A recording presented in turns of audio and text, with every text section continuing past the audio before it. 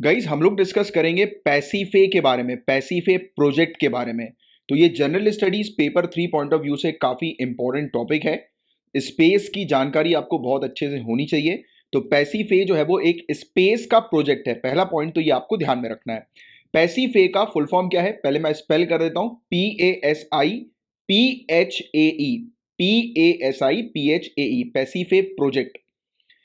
P का मतलब polar, ए का मतलब एरियाज, एस का मतलब स्टेलर, आई का मतलब इमेजिंग, और इन पी का मतलब पोलराइजेशन, और एच का मतलब हाई, ए का मतलब एक्यूरेसी, और ई का मतलब एक्सपेरिमेंट्स। तो ऐसे बनता है पैसीफे। पोलार एरियाज, स्टेलर, इमेजिंग, इन पोलराइजेशन, हाई एक्यूरेसी, एक्सपेरिमेंट। ये एक international collaborative sky serving project है, आकाश सर्वेक्षण परियोजना है। राइट, अंतरराष्ट्रीय सहयोगी आकाश सर्वेक्षण परियोजना। तो पॉइंट टू बी नोटेड, पहला पॉइंट आपको ध्यान में रखना है कि ये एक स्पेस से रिलेटेड प्रोजेक्ट है। दूसरा पॉइंट, स्काई का सर्वे करने के लिए ये प्रोजेक्ट है, यानी कि हमारे जो आसमान जो है, आकाश जो है, वहां पर क्या क्या चीजें हैं, तो उसकी जानकारी प्राप्त करने का ये प्रोजेक्ट है, पैसीफे प्रोजेक्ट। तो ये सिर्फ इतना सिंपल नहीं है, मैं और डिटेल में बताता हूं कि एग्जैक्टली किस चीज की जानकारी हासिल करेगा ये पैसीफे प्रोजेक्ट। तो साइंटिस्ट का मेन एम ये है पोलराइजेशन को स्टडी करना। किसको स्टडी करना? प्रकाश में होने वाले ध्रुवीकरण या ध्रुवण, यानी कि पोलराइजेशन का अध्ययन करना। ये इसका मेन ऑब्जेक्टिव है कि मिलियंस ऑफ स्टार्स, यानी कि बहुत भारी लाखों की मात्रा में जो तारे, जो स्टार्स हम लोग को देखने को मिलते हैं, राइट, तो उससे जो प्रकाश निकलता है, उससे जो लाइट निकलती है, उस लाइट में जो पोलराइजेशन होता है, ध्रुवीकरण होता है, तो उसको स्टडी करने के पर्पस के लिए ये प्रोजेक्ट हम लोग को देखने को मिल रहा है। अब आप बोलोगे कि पोलराइजेशन क्या है, ध्रुवीकरण क्या है, तो ये चीज भी समझिए।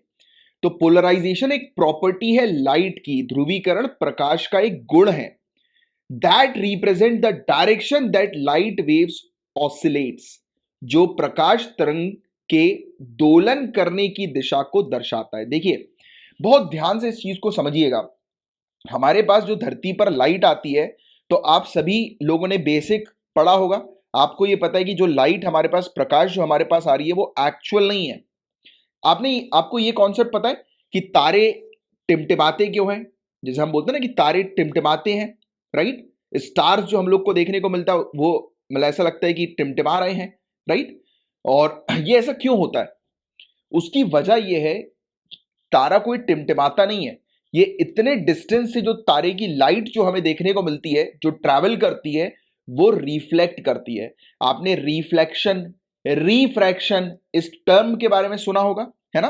तो ये वही कॉन्सेप्ट है कि जो लाइट जो हमें एक्चुअली जो नजर आती है गाइस, जो स्पेस से जो लाइट आती है, वो एक्चुअली में जैसे कि देखो, इन जनरल में आपको एक एग्जांपल से समझाता हूं। आपने लेजर लाइट चलाई है, लेजर लाइट एक सिंगल, जैसे हमें देखने को मिलता है, जैसे ही आप लेजर लाइट को ऑन करते हो, एक रोशनी, बिल्कुल एक शार्प रोशनी एक जगह पर, दीवार पर जाकर टच करती है लेजर लाइट, पता होगा ना। फिर बचपन में खेला भी होगा उससे, लेजर लाइट से, है ना। तो अब आप जब लेजर लाइट जलाते हो या दबाते हो, ऑन करते हो, तो वो एक पर्टिकुलर पॉइंट पे जाकर टकराती है ना। तो अगर कोई व्यक्ति देखेगा कि लेजर की रोशनी कहां से आ रही है, तो उसको समझ में आ जाएगा कि अच्छा, आपने जैसे लेजर लाइट कहीं पर मार्क करी, चलाई। जैसे हम लोग को देखने को मिलता है कि स्नाइपर वगैरह होता है, स्नाइपर जो शूट करते हैं, है ना, तो स्नाइपर के पास भी वो लेजर उनकी गन में लगी रहती है ना। तो कहीं पर जैसे कि कुछ मूवीज में आपने देखा होगा कि स्नाइपर किसी पर टारगेट लगा रहे हैं और किसी ने देख लिया एकदम से, जैसे मैहूना का एक सीन देखा होगा आपने, शाहरुख खान मैहूना मूवी का एक सीन, कि शाहरुख खान जो है वो भागता हुआ आता है, वो एकदम से पहले देख लेता है कि लेजर लाइट जो है थिएटर के बाहर एक के सर पर जो है वो जाकर टारगेट कर रही है, तो एकदम से वो भागता हुआ आता है और उसको फिर हटा देता है। तो वो कैसे पहचानता है? लेजर लाइट के माध्यम से कि यार इसको शूट करने वाले, और वो तो उसको भी देख लेता है, पहले लेजर लाइट को देखता है और फिर देखता है कि अरे, ये कार में स्कॉर्पियो के अंदर एक बंदा बंदूक ताने खड़ा हुआ है। तो एक व्यक्ति लाइट कहां से आ रही है उसका अंदाजा लगा सकता है देखकर। यहां तक बात समझ में आएंगे आपके? अब आगे बढ़ते हैं। जब स्पेस से जब रोशनी आती है ना, तो वो इतने किलोमीटर्स को ट्रैवल करके आती है कि वो लाइट जो होती है वो रिफ्लेक्ट हो जाती है या रिफ्रैक्ट होती है। जब लाइट एक मीडियम से दूसरे मीडियम में आती है तब वो शिफ्ट होती है कि नहीं होती? आपने देखा बचपन में, एनसीईआरटी की किताब में देखा होगा, उसमें एक डायग्राम भी हम लोग को देखने को मिलता है कि पानी के अंदर जब लाइट जब जाती है तो वो क्या करती है, वो अपना हल्का सा चेंज हो जाती है, यानी कि हल्की सी शिफ्ट जो है वो कर जाती है, राइट? पानी मीडियम के अंदर जैसी वो लाइट आएगी तो वो हल्का सा जो है वो शिफ्ट कर जाएगी। पता है ना ये सभी बातें आपको, रिफ्रैक्शन जिसको हम लोग बोलते हैं। तो बात बिल्कुल सेम वैसे ही है कि जब लाइट ट्रैवल करती है एक मीडियम से दूसरे मीडियम की तरफ तो वो उसमें चेंजेस आ जाते हैं, उसके रास्ते में चेंजेस आ जाते हैं। तो जैसे कि आप अगर आसमान की तरफ देखते हो तो आपको जो तारे दिखते हैं तो क्या वो उनकी एक्चुअल पोजीशन है? बिल्कुल नहीं, वो उनकी एक्चुअल पोजीशन नहीं है। ये होता किसके कारण है? ये इस फिनोमेना के कारण होता है, क्योंकि लाइट जो आप देखते हो वो रियल नहीं है, वो एक इमेज बन रही है। तो पोलराइजेशन क्या है? आपको सिंपल सी चीज ये ध्यान में रखनी है कि प्रॉपर्टी की एक ऐसी लाइट जो कि रिप्रेजेंट करती है कि किस डायरेक्शन से वो लाइट वेव ऑसिलेट कर रही है, यानी कि किस डायरेक्शन से वो लाइट चेंज हुई।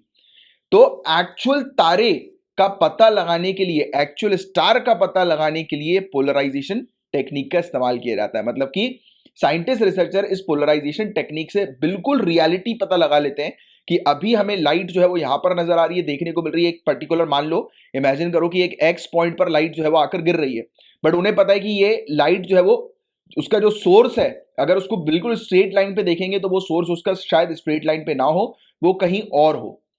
तो वही चीज यहां पर बताई जा रही है कि साइंटिस्ट रिसर्चर जैसे कि लाइट में जब ये जो लाइन जो हम लोग को देखने को मिलती है जो वो चेंज होती है तो वो कहां से एक्चुअल आ रही है, वो लाइट का सोर्स एक्चुअल कहां से है, तो उसका पता लगाने की टेक्निक पोलराइजेशन की होती है।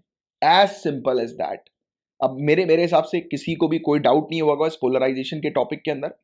तो अभी देखिए, अभी जो ये टॉपिक है पैसिफे जो हम लोग को देखने को मिल रहा है, राइट, जिस टॉपिक के बारे में हम लोग डिस्कस कर रहे हैं, तो इसमें स्काई का सर्वे किया जा रहा है ना, मैंने भी आपको बताया कि आकाश का सर्वेक्षण जो है वो किया जा रहा है। और ये सर्वे जो है वो किस तरीके से ये करेंगे, तो सर्वे के अंदर दो हाई टेक ऑप्टिकल पोलैरीमीटर ये लगा रहे हैं। हाई टेक ऑप्टिकल पोलैरीमीटर क्या ऑब्जर्व करने के लिए? नॉर्थ और सदर्न स्काईज को साइमल्टेनियसली ऑब्जर्व करने के लिए, और एक्चुअल में वो लाइट आ कहां से रही है उस ऑब्जेक्ट से, यानी कि स्टार से, इसका एक्चुअल पता लगाने के लिए ये चीज की गई है। और ये फोकस करेगा किस चीज के ऊपर? स्टार लाइट पोलराइजेशन को कैप्चर करने के ऊपर। जो दूर दराज के जो काफी धुंधले तारे जो हम लोग को देखने को मिलते हैं उससे जो प्रकाश निकलता है तो उस पर ये टारगेट करेगा, उस पर अपना पूरा ध्यान केंद्रित करेगा, फोकस करेगा। और ये तारे इतनी दूर के हम लोग को देखने को मिलते हैं या इतनी दूर स्थित है कि इनके ध्रुवीकरण संकेतों का व्यवस्थित रूप से अध्ययन नहीं किया गया है। तो बहुत दूर दराज के तारों का अब अध्ययन करने के लिए पैसिफे प्रोजेक्ट हमें देखने को मिल रहा है। अभी मैं फिर से एक बार समराइज कर लेता हूं कि आप बिल्कुल ट्रैक में आ जाएं। तो ये प्रोजेक्ट जो है वो स्पेस का प्रोजेक्ट है। ये प्रोजेक्ट हम लोग को देखने को मिल रहा है कि स्काई की मैपिंग करेगा, राइट, यानी कि स्काई का सर्वे करेगा, बताएगा कि स्काई में कौन से ऑब्जेक्ट हैं। तीसरा, पोलराइजेशन के ऊपर बेस्ड है, यानी कि दूर दराज के काफी दूर के जो तारे हम लोग को देखने को मिलते हैं वो एक्चुअल में कहां पर है, उनकी पोजीशन क्या है, तो उसको स्टडी करने के लिए ये मेनली प्रोजेक्ट हम लोग को देखने को मिल रहा है, राइट। और अब इन तारे का डिस्टेंस कैसे मापा जाएगा? तो एक सैटेलाइट है, GAIA सैटेलाइट, इसकी मदद से तारे का डिस्टेंस मापा जाएगा, राइट। और एस्ट्रोनॉमर्स काफी सारे डेटा को कंबाइन करेंगे और कंबाइन करके एक इंस्ट्रूमेंट होता है WALOP, वलॉप, या फिर wide area linear optical polarimeter. तो ये एक ऐसा पोलारीमीटर इंस्ट्रूमेंट हम लोग को देखने को मिलता है जो कि बहुत बड़े एरिया, स्काई के, आकाश के एक बहुत बड़े एरिया की मैग्नेटिक फील्ड टोमोग्राफी मैपिंग करने में सक्षम होता है। मतलब कि तारे का पता लगाने के लिए ये काफी सारे इंस्ट्रूमेंट्स का उपयोग करेंगे, जिनमें से एक इंस्ट्रूमेंट वेलॉप भी हम लोग को देखने को मिलता है। और इस प्रोजेक्ट का सिग्निफिकेंस क्या होगा? सबसे मेन सिग्निफिकेंस इस प्रोजेक्ट का यह है कि जो CMB जो है, कॉस्मिक माइक्रोवेव बैकग्राउंड, या फिर सिंपल भाषा में मैं अगर आपको समझाऊं तो जो बिग बैंग थ्योरी के बारे में आपको आइडिया होगा, ये यूनिवर्स बना था बिग बैंग थ्योरी के माध्यम से। और आपको यह भी पता होगा, आपने बेसिक साइंस में पढ़ा होगा कि ये यूनिवर्स आज भी एक्सपेंड होता जा रहा है, लगातार बढ़ता जा रहा है, फैलता जा रहा है। जैसे कि एक बलून है, बलून में आप जो है जैसे एक बलून में एक डॉट बना दो, राइट, एक बलून में, और फिर उसको फुलाओ, बलून को, गुब्बारे को फुलाओ, तो आप देखेंगे कि डॉट भी जो है वो जैसे जैसे बलून फूलेगा डॉट भी बड़ा होता जाएगा और दूर भी होता जाएगा। यानी कि आपने उसमें अगर बहुत सारे डॉट्स बना दिए तो वो एक दूसरे से दूर होते जाएंगे। साइंस की बेसिक एनसीईआरटी आपने पढ़ी होगी स्टैटिक पोर्शन में, जो कि आपको पढ़ना है अगर नहीं पढ़ी तो, क्योंकि आपके जनरल स्टडीज के सिलेबस में ये सब चीजें हैं, राइट, जिसको आपको रीड करना है, स्टडी करना है, राइट। तो बिग बैंग थ्योरी, तो इसमें हमें देखने को मिलता है कि ये यूनिवर्स लगातार एक्सपैंड होता जा रहा है, बढ़ता जा रहा है, राइट, फैलता जा रहा है ये यूनिवर्स।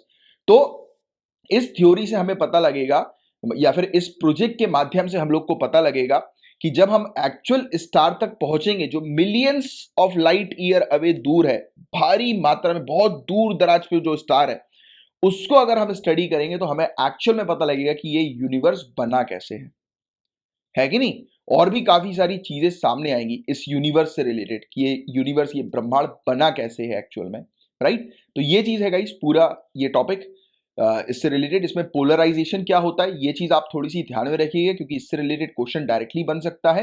और पैसिफे प्रोजेक्ट क्या है, तो इससे रिलेटेड मैंने आपको पूरी जानकारी दे दी, जिससे रिलेटेड एग्जाम में आपसे पूछा जाएगा। इससे बाहर का इस टॉपिक में और कुछ नहीं पूछा जाएगा।